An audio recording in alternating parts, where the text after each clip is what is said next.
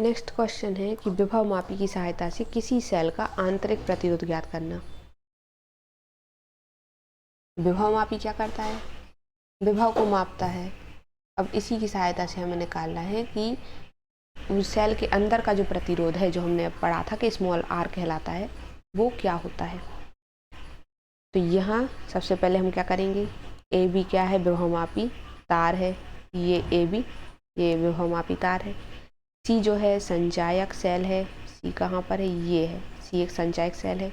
जे है jockey. Jockey मतलब ऐसा वायर होता है जो कि यहाँ से एक वायर से दूसरे वायर में कनेक्ट हो जाए। मतलब जैसे यहाँ पर हम गैल्वेनोमीटर से जो धारामापी है, इधर से हमें इसको विभवमापी के तार में कनेक्ट कर रहा है, तो ये काम होता है जॉकी का।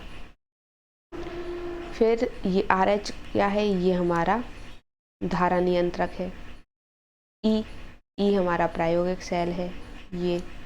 और आर बी क्या है, ये प्रतिरोध बॉक्स है, ये है प्रतिरोध बॉक्स आर बी।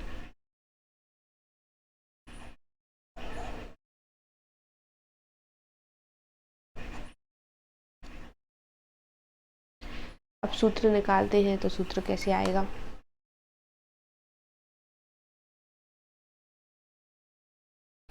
अब माना कि सेल का विद्युत वाहक बल E है, जो कि वहाँ E लगा है, और अतः आंतरिक प्रतिरोध, इसी सेल का आंतरिक प्रतिरोध स्मॉल r है। अंदर का वो उसका प्रतिरोध है कि वो कितना करंट को रोक रहा है, जाने दे रहा है, क्या कर रहा है, तो ये इसके आंतरिक प्रतिरोध पर डिपेंड करता है। यदि सेल के साथ कैपिटल R प्रतिरोध जोड़ने पर सेल विभवांतर पर कोई धारा भेजता हो तो, अब कैपिटल R कहाँ जुड़ा है,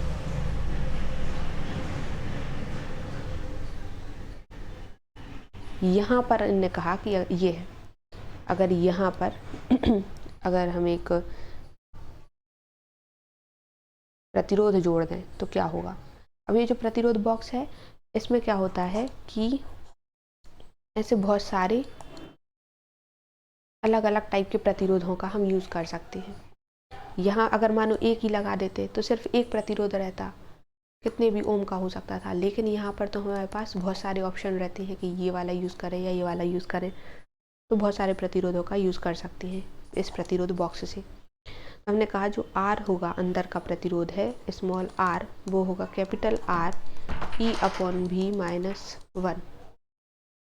अब यदि सेल का विद्युत वाहक बल E है और वो उच्च विभव वाले सिरे A से L1 दूरी पर संतुलित होता है,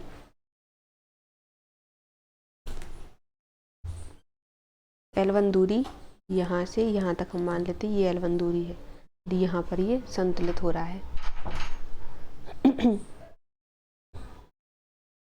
तो उसका प्रतिरोध कितना हो जाएगा, उसका मतलब विद्युत वाहक बल कितना हो जाएगा, E बराबर हो जाएगा PL1। अब जहाँ पर ये जो P है विभव प्रवणता कहलाएगी, ये वाली,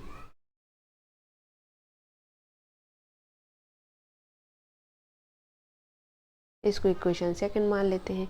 अब यदि विभवांतर भी सिरे A से L2 दूरी पर संतुलित हो रहा है, अभी कहाँ हो रहा था, L1 पर संतुलित हो रहा था, तो हमने उसको मान लिया था PL1। अब यहाँ L2 दूरी पर हो रहा है तो हमने उसको मान लिया PL2। अब इसको इक्वेशन थर्ड मान लिया। अब जो हमने शुरुआत में R का जो फॉर्मूला देखा था, कहाँ है, R बराबर ये वाला, R बराबर कैपिटल R E/V-1।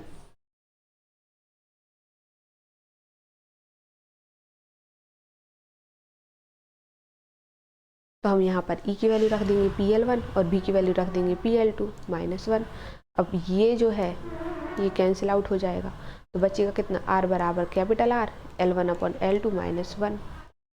तो ये हो गया। अब इसकी परीक्षण सारणी कैसी बनती है, ये देखो सब कुछ फॉर्मूले में ही है। तो सबसे पहले हमें R लिखना पड़ेगा, बाह्य प्रतिरोध R, फिर हमें लिखना पड़ेगा विद्युत वाहक बल E के लिए संतुलित बिंदु की दूरी L1, फिर हम लिखेंगे कि विभवांतर V के लिए संतुलित बिंदु की दूरी L2, फिर उसके बाद जो टोटल R आ रहा है वो लिख देंगे। तो ये हमारी हो जाती है परीक्षण सारणी।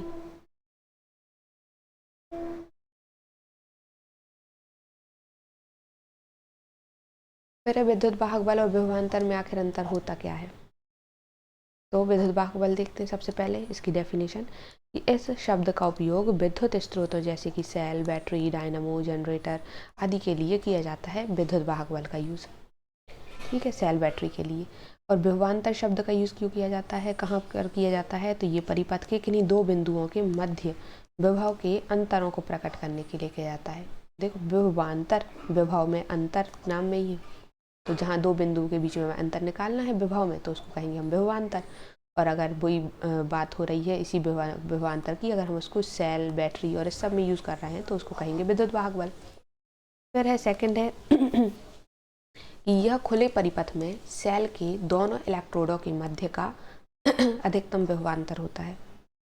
तो जो खुला सेल जो हमने देखा था, खुला परिपथ जिसमें ऐसे जो इलेक्ट्रोड डले रहते हैं, तो इन दोनों के मध्य का अधिकतम विभवांतर कितना होगा, अधिकतम विभव में अंतर कितना होगा, उसी को हम कहते हैं विद्युत वाहक बल। और यह विद्युत परिपथ के किन्हीं दो बिंदुओं के बीच में विभव का अंतर होता है विभवांतर।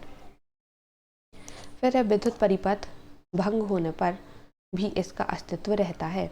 अगर हम विद्युत परिपथ को, मतलब जो कि यहाँ से ये रास्ता है विद्युत परिपथ है, इसको अगर हम तोड़ दें, मतलब हटा दें, तो तब भी विद्युत वाहक बल रहेगा। लेकिन विद्युत परिपथ भंग होने पर इसका अस्तित्व समाप्त हो जाता है। अगर हम वहाँ से जो वायर है यहाँ पर, अगर हम इनको वायर को ही हटा दें, तो उनके बीच का जो विभवांतर है वो हट जाएगा, लेकिन विद्युत वाहक बल नहीं हटता।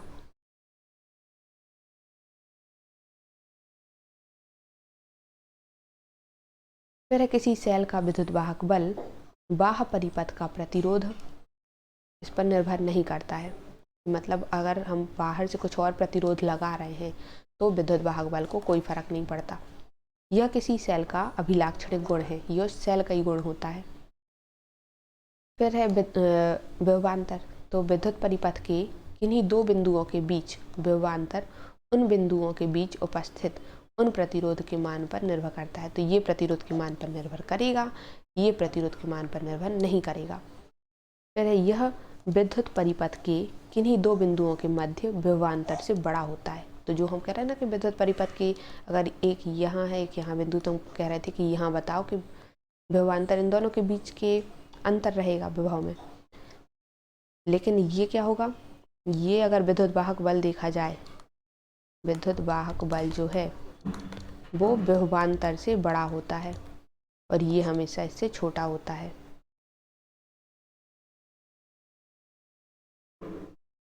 फिर है वोल्टमीटर और विभव मापी में अंतर क्या होता है ये अंतर, इन दोनों में से कोई ना एक अंतर तो आता ही है। तो वोल्टमीटर यह विक्षेप विधि पर आधारित है और विभव मापी यह शून्य विक्षेप विधि पर आधारित है। वोल्टमीटर इसकी सुग्राहिता कम होती है, विभव मापी की सुग्राहिता अधिक होती है। मतलब ये ज़्यादा एक्यूरेट होता है विभव मापी, ये इतना एक्यूरेट नहीं होता वोल्टमीटर। फिर इसमें स्रोत से सदैव निश्चित धारा प्रवाहित होती है और इसमें अविक्षेप की स्थिति में इसमें स्रोत में से धारा ही प्रवाहित नहीं होती। हमने जैसे उसमें देखा था बीट स्टोन वाले में कि धारा उसमें से धारा ही प्रवाहित नहीं हो रही थी। इसके द्वारा मापा गया विभवांतर वास्तविक विभवांतर से कुछ कम होता है। मतलब जितना हमें विभवांतर मिलेगा असलियत में उससे कम ही मिलेगा, उतना ही नहीं मिलेगा। और इसके द्वारा मापा गया विद्युत वाहक बल या विभवांतर वास्तविक विद्युत वाहक बल या विभवांतर के तुल्य होता है। मतलब ये ज़्यादा एक्यूरेट है। इसका प्रतिरोध उच्च किंतु निश्चित होता है। प्रतिरोध इसका बहुत हाई होगा, रेजिस्टेंस ज़्यादा होगा। और इसका प्रतिरोध तो अनंत होता है, मतलब अनंत, मतलब इसमें से कोई करंट नहीं निकलेगी, पास ही नहीं होगी करंट, लेकिन इसमें से हो जाएगी। इसका उपयोग केवल विद्युत वाहक बल या विभवांतर ज्ञात किया जाता है। इसका इसी में यूज़ है कि बस विद्युत वाहक बल निकाल लो और विभवांतर निकाल लो। लेकिन इसका यूज़ क्या है, इसका उपयोग विद्युत वाहक बल या विभवांतर ज्ञात करने के अतिरिक्त किसी सेल का आंतरिक प्रतिरोध भी हम निकाल सकते हैं और आंतरिक प्रतिरोधों की तुलना करने में भी इसको हम यूज़ कर सकते हैं। अब इसका आकार छोटा होता है और इसका आकार बड़ा होता है।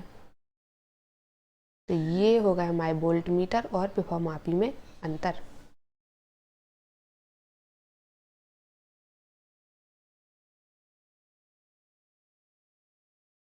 अब हमें देखना है विभवमापी की सहायता से दो सेलों का विद्युत वाहक बल, इन दोनों की तुलना करनी है।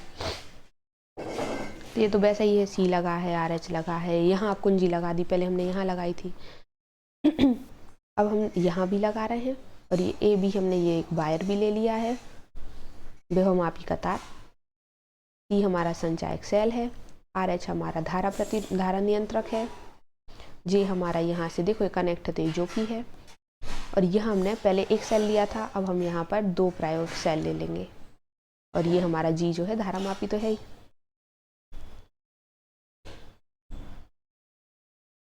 अब सूत्र निकालेंगे, तो पहले माना कि पहले सेल का विद्युत वाहक बल E1 है, जो यहाँ पर ये है, ये E1 है, और दूसरे सेल का E2 है। इसके लिए E1 के लिए सिरे A से संतुलन बिंदु की दूरी कितनी होगी, वो हमने कहा L1 होगी। अभी दूरी हम कहाँ से निकाल रहे हैं, तो ये पूरा L है, ये पूरी लंबाई A से B की L है।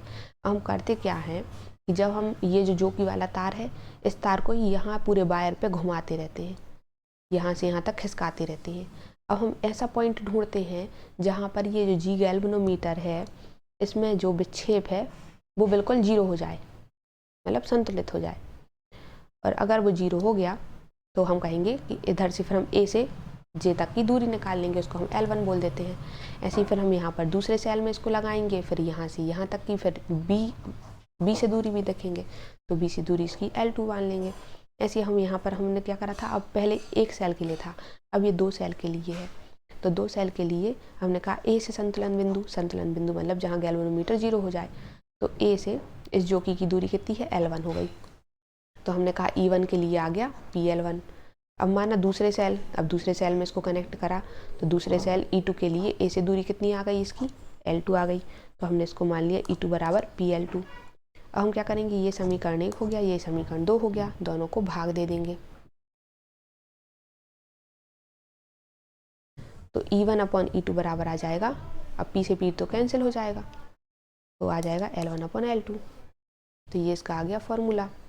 अब इसकी प्रेक्षण सारणी बनानी है, तो फॉर्मूले में हमें क्या क्या दे के रखा है, तो इसका मतलब है कि हमें E1 चाहिए, E2 चाहिए, L1 चाहिए, L2 चाहिए। तो देखो E1 के लिए संतुलित बिंदु की दूरी L1 और E2 के लिए संतुलन बिंदु की दूरी L2, और फिर यहाँ पर टोटल निकाल लिया E1/E2 बराबर L1/L2। तो हमारा यहाँ से E1/E2 आ जाएगा। अब इसकी सावधानियाँ क्या है, तो सावधानी हो जाएगी, सभी पेंच व प्लग अच्छी तरह से कसे होने चाहिए, और सभी सेलों के धन सिरों को एक ही सेल से जोड़ा जाना चाहिए, और तार में विद्युत धारा तभी प्रवाहित करना चाहिए जब प्रेक्षण लेना है।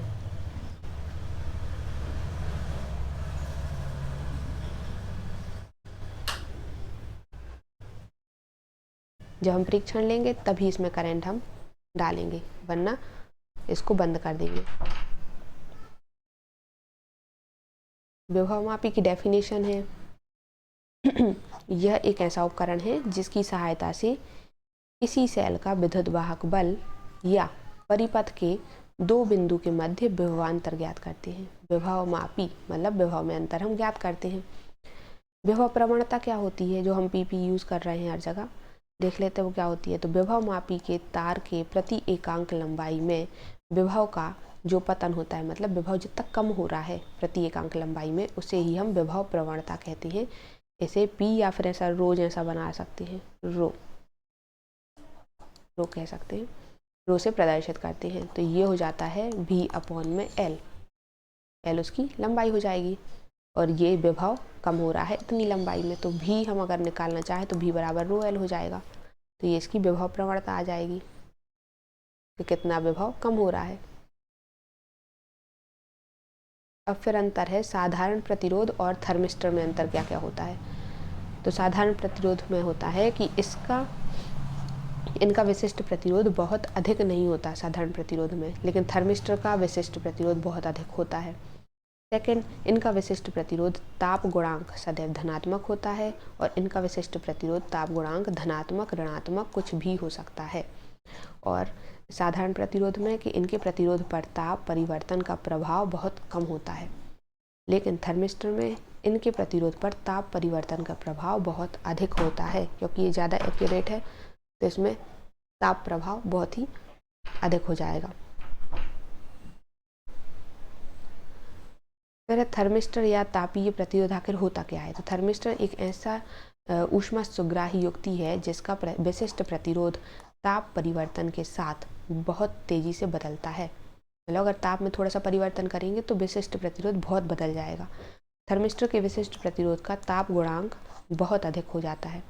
इसका मान ऋणात्मक, धनात्मक कुछ भी हो सकता है। थर्मिस्टर के अनुप्रयोग क्या क्या का उपयोग ताप में अल्प परिवर्तन की जानकारी, मतलब अगर टेम्परेचर में थोड़ा सा भी डिफरेंस आ रहा है तो उसकी जानकारी हमें मिल जाएगी। सेकंड है इसका उपयोग वोल्टेज रेगुलेटर, वोल्टेज को कंट्रोल करने के लिए, टाइम रिले स्विच आदि इसमें किया जा सकता है। तो ये थर्मिस्टर के यूज़ हो गए।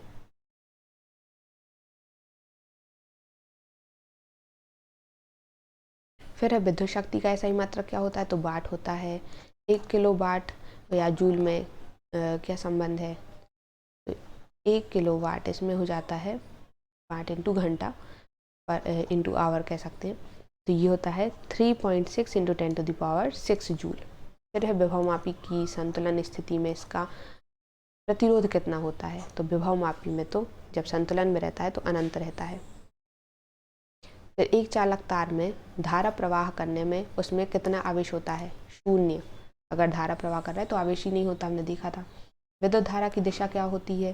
तो इलेक्ट्रॉन के प्रवाह की विपरीत दिशा में करंट फ्लो होता है। ये भी याद रखने वाली बात है कि करंट कहाँ फ्लो होगा? तो जहाँ इलेक्ट्रॉन जाएंगे उसकी ऑपोजिट डायरेक्शन में। विशिष्ट प्रतिरोध का मात्रक क्या है? Ohm into metre. किरचॉफ का प्रथम नियम क्या है? आवेश संरक्षण। ये एग्जाम में बहुत पूछा जाता है कि किरचॉफ का फर्स्ट नियम किस पर आधारित है? तो आवेश संरक्षण पर आधारित है। सेकंड नियम जो है वो ऊर्जा संरक्षण पर आधारित है। मीटर सेतु किस सिद्धांत पर है? व्हीट स्टोन सेतु पर सिद्धांत पर आधारित है। ये मीटर सेतु को इस नाम से क्यों जाना जाता है? क्योंकि 1 मीटर लंबे तार का हम यूज़ करते हैं। फिर है क्या किरचॉफ के नियम AC और DC दोनों तरह के परिपथों पर लागू होते हैं? तो हाँ। धारा का मात्रक क्या है? धारा का मात्रक है कूलॉम पर सेकेंड या एम्पियर। कूलॉम पर सेकेंड हम उसको बोलते हैं, या तो हम करंट को डायरेक्ट एम्पियर भी बोल सकते हैं। फिर है ओम के नियम में जो VI ग्राफ है वो कैसा होता है? तो एक सरल रेखा में होता है। विभव मापी की तार लंबाई बढ़ाने पर उसकी सुग्राहिता क्या हो जाती है? तो सुग्राहिता बढ़ जाती है। अब किसी चालक का प्रतिरोध उसकी लंबाई बढ़ाने पर क्या होगा? तो अधिक हो जाएगा। धारा घनत्व का मात्रक क्या है? ये है एम्पियर पर मीटर स्क्वायर। विभव मापी क्या नापता है? सेल का विद्युत वाहक बल। किसी सेल का आंतरिक प्रतिरोध कब घटाया जा सकता है? उसके इलेक्ट्रोडों के बीच दूरी घटाकर। धातुओं में धारा का प्रवाह किसके द्वारा होता है? तो मुक्त इलेक्ट्रॉन, जो फ्री इलेक्ट्रॉन घूमते रहते हैं उन्हीं के कारण जो है करंट में फ्लो होता है। फिर एक तार का विशिष्ट प्रतिरोध किस पर निर्भर करता है? पदार्थ पर। ओमीय प्रतिरोध क्या है? तांबे का प्रतिरोध ओमीय प्रतिरोध कहलाता है। एक तार को खींचकर उसकी लंबाई 2 गुनी करने पर उसका प्रतिरोध कितना गुना हो जाता है? 4 गुना। ये आता है, बहुत पूछा जाता है। अगर लंबाई 2 गुनी कर देंगे तो प्रतिरोध 4 गुना हो जाएगा। ताप बढ़ाने पर किसका प्रतिरोध घटता है? अर्धचालक का। सेमीकंडक्टर जो होते हैं उनका ताप बढ़ाने पर प्रतिरोध घट जाता है। अतिचालक पदार्थ की चालकता कितनी होती है? ये अनंत होती है। नाम ही उसका अतिचालक, मतलब बहुत ही ज़्यादा चालक रहेगा तो उसकी चालकता बहुत ज़्यादा हो जाएगी। ये हमारे हो गए ऑब्जेक्टिव टाइप के क्वेश्चन।